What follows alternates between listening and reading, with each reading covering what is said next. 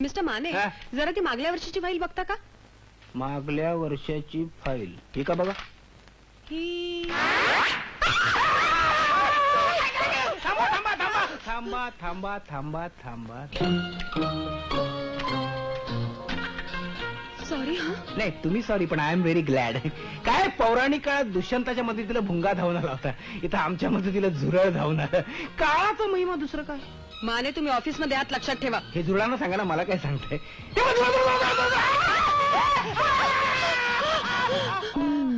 काय हे? नाही चुकून तुमची ऍक्शन मी केली, पण काय म्हणा, या ऑफिसात झुरळ फार कमीच आहेत नाही. Mane, yes madam.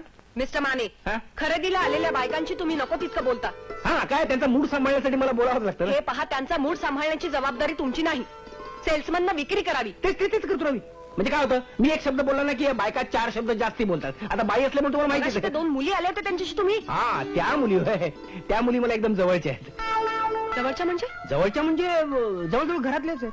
तुमचं बोलणंच काही मला कळत नाही. काय, मी ज्या बंगल्यात राहतो ना, त्या बंगल्याच्या मालकीण बाईच्या त्या भाच्या आहेत. ते ठीक आहे हो, पण हातात हात घेऊन नखा पाण्याची काय गरज होती?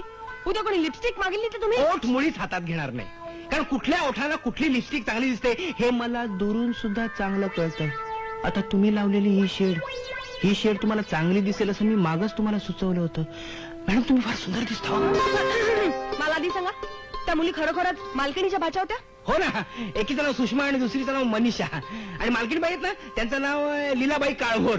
पाषाण रोडला त्यांचा मोठा बंगला आहे, जाऊन तुम्ही खात्री करून घेऊ शकता ना. ऑल राईट, तुम्ही जाऊ शकता, पण लक्षात ठेवा, बायकांची रस सांभाळून बघा.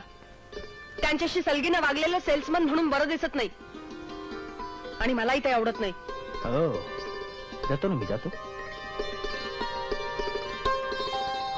म्हणे मॅडमने बोलवलेलं. हो, वाटलंच मला. मॅडमच्या हातात काय रे, छडी आहे का चाबूक आहे?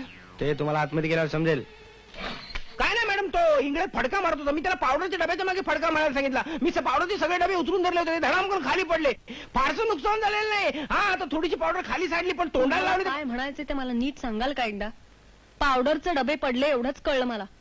अहो, पावडरचे डबे ते पडायचेच, ते तेवढं धाप लागण्याचं काय कारण आहे? हा, हो खरं, धाप लागण्यासारखं काय कारण आहे? आता पावडरचे डबे ते पडायचे, हे माझ्या लक्षातच नाही आलं.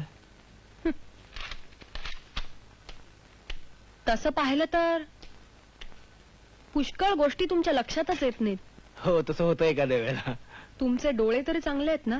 चांगले म्हणजे काय, एकदम उत्तमच आहेत. म्हणजे लांबचं सुद्धा मला एकदम स्वच्छ दिसतं. म्हणजे जवळचं दिसत नाही. आता लांबचं दिसतं म्हणजे जवळचं दिसणारच नाही का? ते जाऊ द्या, बसा. हो, थँक्यू. काय तुम्हाला लिंबाचं लोणचं आवडतं की नाही? लिंबाचं लोणचं? आता लिंबाचं लोणचं म्हटलं की माझ्या जिभेला नळासारखी पाण्याची धार लागते. आता लिंबाचं लोणचं, लिंबाचं सरबत, लिंबाचं मटण.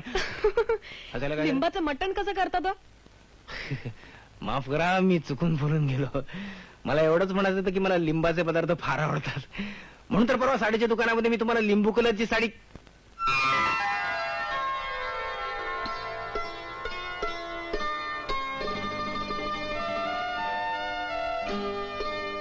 मॅडम, तुम्ही काय सुरेख दिसता हो. खरंच तुम्ही आरशात बघा, काय सुंदर दिसता हो तुम्ही. नशीब, तरी बरंच लवकर लक्षात आलं तुमच्या. आज तुमच्याकडे बघतच राहावं असं वाटतंय.